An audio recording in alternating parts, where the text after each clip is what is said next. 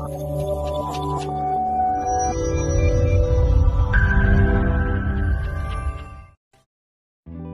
everyone! So guys, ngayon is mag-unboxing tayo kasi dumating na yung parcel ko galing sa Temu. So yung Temu guys, para din yan siyang Shopee or para din yan siyang Shein. So ito yung pinakabago ngayon na online, parang shopping online. So balik ako pitin siya ng Shein.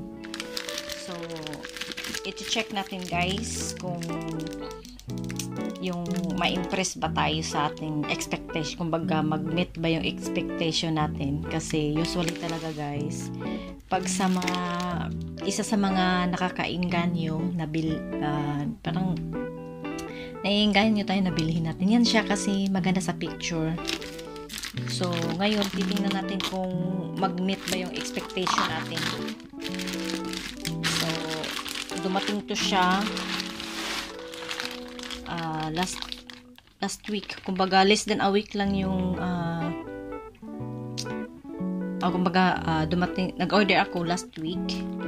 So mga less than 1 week lang yung order ko, yung ano ko is dumating na siya kasi ship to siya from China. So samahan nyo ako guys na mag-unboxing.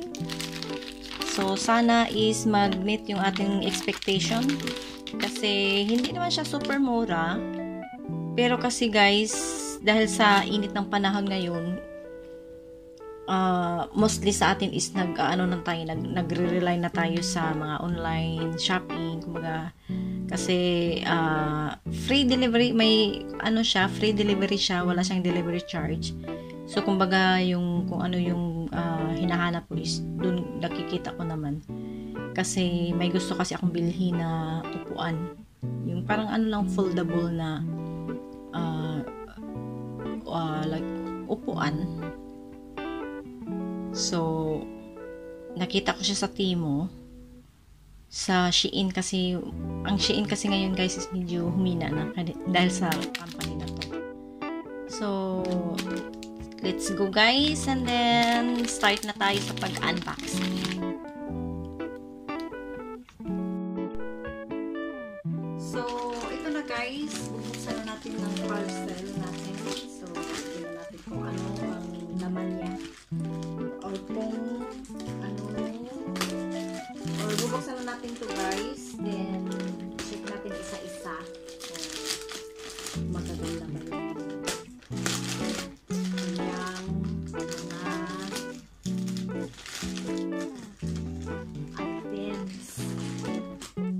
alam nyo naman guys, pag mga online expectation versus reality.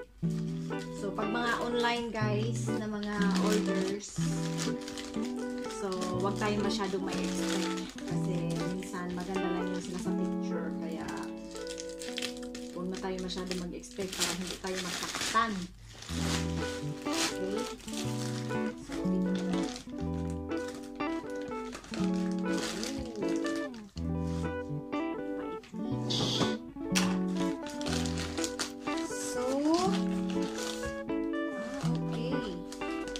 so dito na. So ito yung lamp, ano to guys, Himalayan salt lamp. So ang expectation ko dito is malaki, kasi malaki sa sa picture, pero ang load niya guys is wow, ito lang pala siya kaliit, hindi pala siya masyado malaki. Not bad. So i-try natin to later. So siguro ito yung niya, bulb.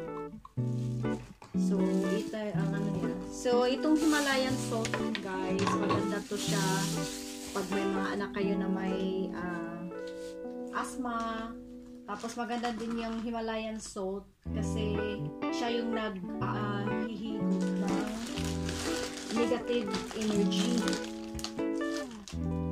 So maganda yan guys sa pag nagpapulog ka, kasi itong Himalayan salt, meron kasi na siyang healing property.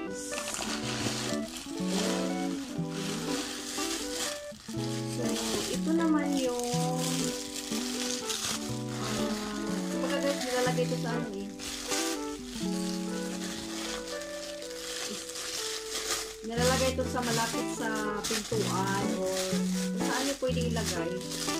So, in order ko to siya kasi gusto lang yung mga headband or pakita ko sa inyo guys mamaya. Bakit ako nag-uwi ito? So, akala ko is metal. Hindi ko siguro binasa guys yung specification niya. So, ano lang pala to siya, plastic. So, okay lang. It's fine. Kasi at least, hindi siya mga lawang. So, kung medyo may stain na siya, so, hugasan na lang natin. So, bali, dalawa yung in-order ko dito. Tapos, ito naman guys,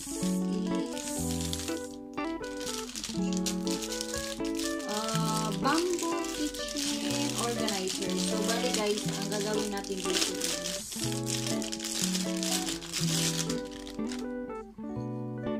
yan. Tapos, dito natin ipatong yung kawali. Yan. So, bali kahit anong ilagay mo dito guys. Kawali, pwede mo rin lagay dito yung kawali. So, yun lang siya. It's not bad. So, kahit pa paano. Okay, so maganda to guys pag mahilig tayo sa hot pot. Pwede natin ilagay sa lamisan.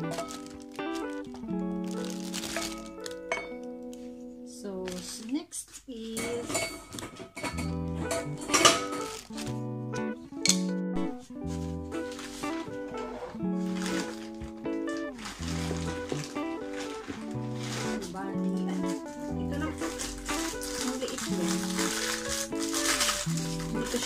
na ganito siya kaliit. So, ewan ko lang kung anong lalagay ko dito guys. Kasi, ano to siya, parang organizer. So, pwede na siguro dito ang yung wire ng, pwede siguro dito ang headset o yung charger, wire charger. Pwede na siguro dito. Tapos meron siyang pandikit. So, pwede pala ko siya idikit sa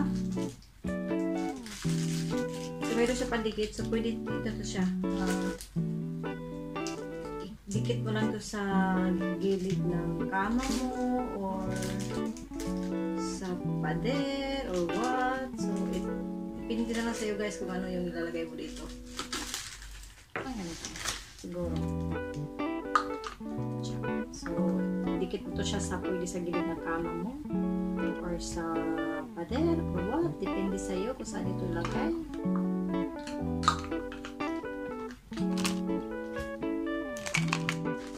Tapos, okay. So, ito na yung marami kasi ito guys. Ito na yung Himalayan salt. So, maganda to guys pag halimbawa, kasi ito siya, kumbaga humihigop kasi ito siya ng negative energy. So, kasi itong Himalayan salt, meron to siyang healing properties. So, pag nagmamassage ako guys, before ako magmassage, hinuhugasan ko yung kamay, naghuhugas ako ng Himalayan salt before tsaka after. Kasi para protection din yan siya, para hindi ko mahigop yung negative energy ng client ko.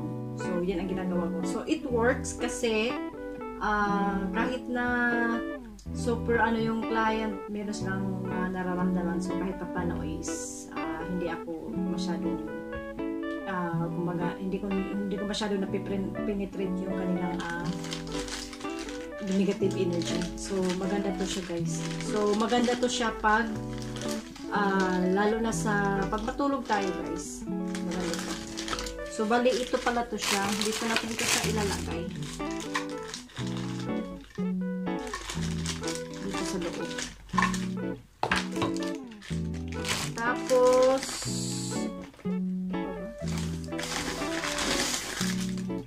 okay. Ito naman siya guys. Ito yung hanging, metal wall hanging. So, to siya, double-sided. So, pwede mo to siya ilagay dito sa pero ang liit niya. Hindi siya masyadong durable. So, para lang to sa mga light na mga ilalagay mo. Kasi ang dapat sana, ang expectation ko dito is ilalagay ko to siya sa, sa my kitchen. Tapos, ko yung ihahang ko dito sa yung mga kaldero. Pero super nipis. Ang nipis nilang so frustrating, pero what to do, ganun talaga guys. Mas maganda talaga pag physically nakikita mo yung binibili mo kaysa online. So, ito na ang pinaka hinihintay ko. Ito yung gusto ko. Ito talaga yung gusto kong order nyo. Yung iba is lang yun sila, mga pag extra lang yun. Add-on lang yun. So, ito siya. Ito yung